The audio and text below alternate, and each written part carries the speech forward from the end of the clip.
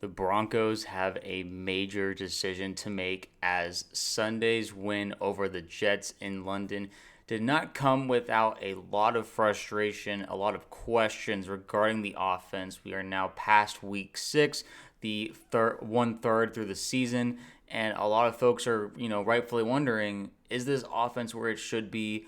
Are we really on the path that we need to be offensively, play calling wise, and just performance wise? I'm Sebastian from Broncos Digest. Welcome back, everybody. It's ever since the stream where everyone was watching me kind of freak out and really get frustrated, and you could just throughout the entirety of the game, it felt like we were going to let the game go. Fortunately, we were to come out with the win just because we had literally only one good offensive drive in the fourth quarter. I think it was the second to last drive where they were able to drive the field, but then got stuck around the goal line and were forced to kick a field goal to only go up two. I was really hoping to put the game away with the touchdown because we were all pretty sure that the Jets would not be able to score a touchdown this game. And yeah. I think really a lot of people are wondering right now, is it the play calling? Is it, Bo's play particularly? Is it a combination of both? That's probably where I am leaning on this. But I do want to particularly just talk about what the vibe is offensively. Is there a solution here? Because I think a lot of people are kind of worried just going forward. Okay, the Chiefs are looking really, really good right now. Chargers, while battling injuries, are still going to be a tough opponent. We already took a loss to them this season, so we're going to need to hopefully come back and get our revenge in the second game against them. And so there's just a lot of questions right now, rightfully so. But remember to subscribe, comment, like, all that good stuff. We'll have streams in the future. Really had a great time despite, how frustrating the game was, just talking to everybody in the chat and just, experiencing that whole that stressful morning. But still we're 4-2. We're 4-2. But let's just jump right into it, shall we? Here's a little tidbit here from Scotty Payne from Mile High Report. He had to say this offense has been inconsistent all season, and that carried over into this one, that being the game. There was some questionable play calling and penalties erased multiple big plays and took points off the board. This offense needs to get it together if they want to compete against the top teams in the NFL. Now, we say that, the Broncos did win against the Eagles. It's important to remember that, just because we barely escaped with a win against the Jets does not, take away from the fact that the fourth quarter against the Eagles was very impressive from Bo Nix and just the offense in general. But I think a lot of these scares that we're getting and just worries is the fact that we're really getting inconsistent play, not just throughout the season, but in the games as well. It feels like we cannot put together a full game. Shoot, we're trying to just put together a full half of good play from the offense. We're only getting like 1 or 2 quarters at best. And it's frustrating. This is not a game that should have been as stressful as it was. Especially the first quarter for the offense against the Jets was really, really promising. It looked really, really good. The defense really saved our butts in a lot of situations. And, I was saying during the stream that it reminded me of 2015. This defense has been hyped up like the 2015 defense was. I don't know if we'll ever reach, those heights again because that's one of the greatest defenses of all time. But at the same time, they're playing out of their minds. They saved this game for us, and Sean Payton is well aware of those that same idea because it's like, yeah, I don't think we would have escaped that. He said, well, it was a defensive team on Sunday, and I hope it's a defensive team all season in order to win. I think it's extremely necessary in our league, and man, they were something.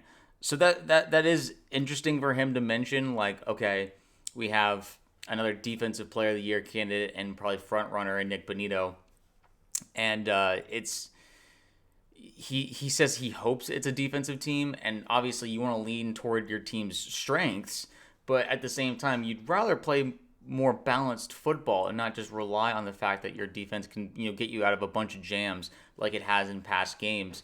And I think that's where I listen. It's not impossible to turn things around or fix things. It's typically, though, through this much of the season, you have a pretty good idea where your strengths and weaknesses lie. Clearly, right now, the weakness for this team is in the offense. It's the team inability to play just a full offensive game, put a game plan together that really just attacks another team in the best ways instead of trying to rely on late game heroics, where a lot of these games have come down to just the team needing to make a stop, needing to make a play, anything like that. And I feel like at this point now, the questions have really kind of been directed towards Sean. The fact that Sean's like, yeah, no, we're a defensive team.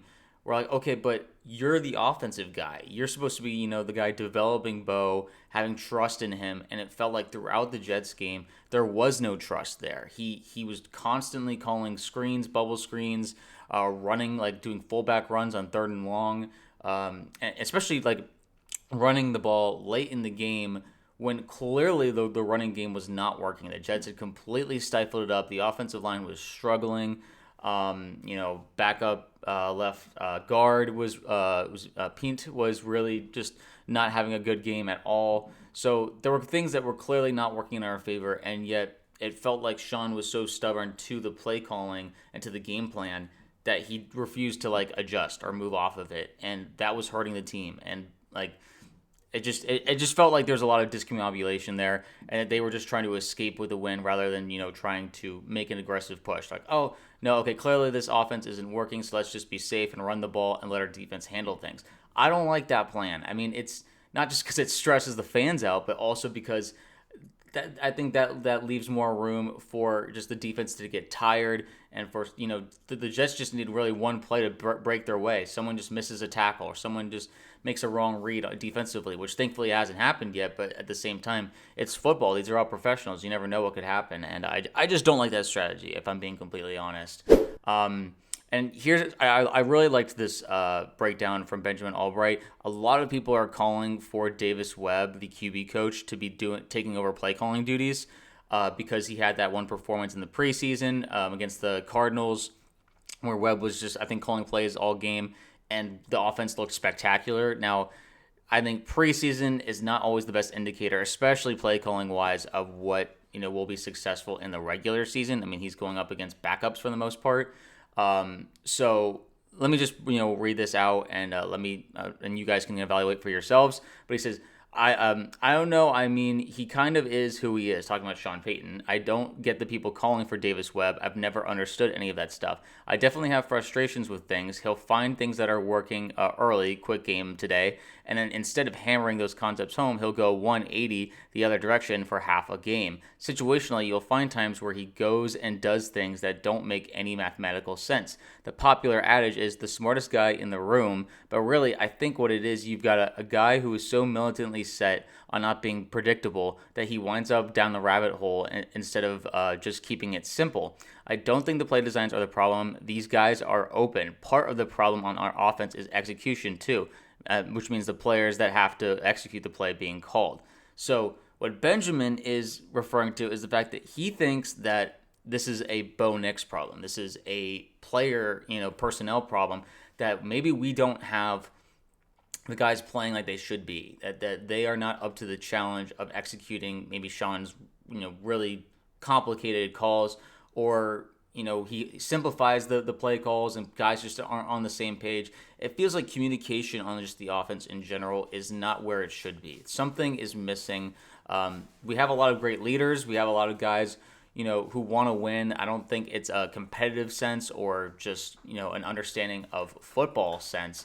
I think it's being on the same page and working things out on the sideline and just constantly finding things to improve on, rather than just being militantly stuck on just doing, like, working out the game plan, working out the kinks regardless of how the game is going. And I have my criticisms of Bo. I do think he has an amazing arm talent.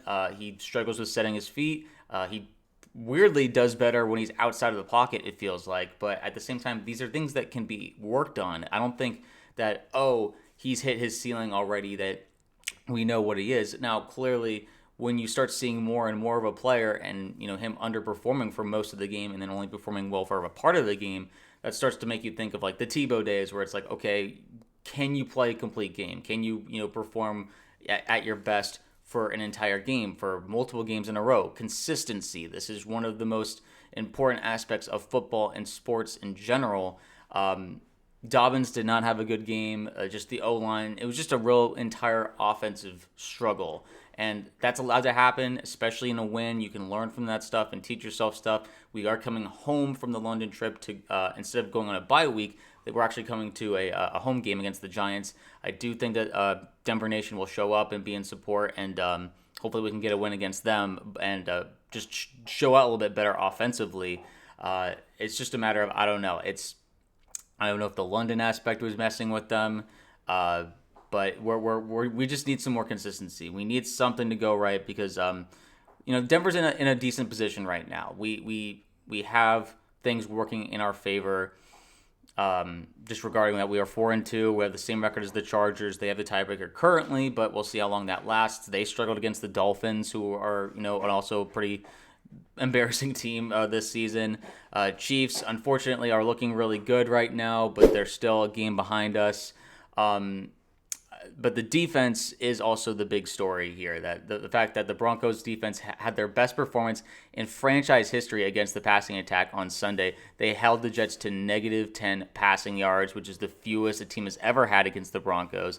It's also only the second time Denver has had held an opponent to negative passing yardage. So when you're the fact that the Jets were still in the game like they were, considering they have negative yardage passing, is kind of wild to me. I mean, really most of their points came off of the fact of a turnover in our own area, the kick return from special teams, the safety from offensive holding. Really, the defense, I would say, only gave up one field goal just on their own in terms of the Jets having a drive that they can kick a field goal. So they were spectacular. It's just that we can't expect them to do this every week. Now, I know we said that in 2015 when our offense was really not good, and then yet the defense kept pulling out amazing performances.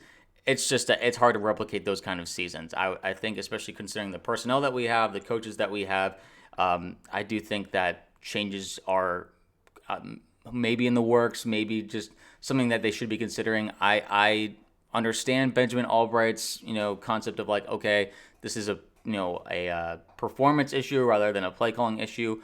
I'm leaning more towards play calling, but I do also have criticisms of Bo and the fact that it feels like he's not always executing things to the best of his ability.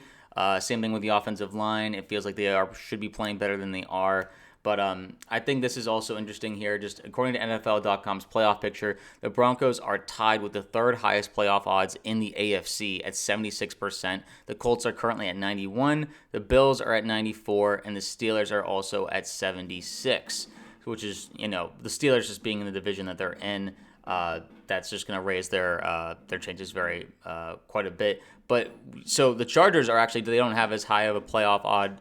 They don't have as high of playoff odds as the Broncos do, probably just due to the injuries that they've sustained. Chiefs, my guess is that they've probably risen quite a bit. They're 3-3 currently, but I have a feeling that they're going to completely dominate the Raiders next week. But the Broncos need to take a game against the Chiefs this year, and not just a game against their backups. They have to go head to head with the Chiefs and prove, listen, we're going to be here to stay, and we're here to be a team to be reckoned with for years to come, and it's going to be a duel between Nix and Mahomes for a while. But until then, I think there's a lot that the Broncos have to be, doing some self-reflection on and considering.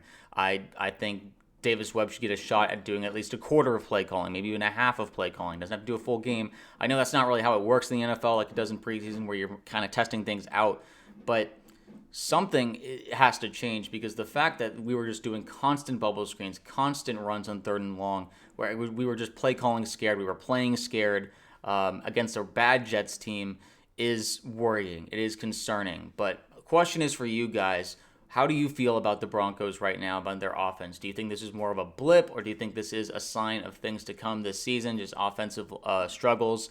I do want to hear what we have to say and what we're thinking, because I do think it's a concern, despite how awesome our defense is, which is arguably the best in the league right now. and having a defensive player of the year candidate. But it's just one of these things that it's going to be lingering until the offense shows us otherwise. One good quarter against the Eagles that was spectacular. Don't get me wrong, is not enough to make us think, oh, this team's going to go on a long playoff run or win a Super Bowl. We need more. We need to see more. And we'll see how it goes against the Giants next week. But until then, comment below, like, subscribe, all that good stuff, and we'll see you in the next video.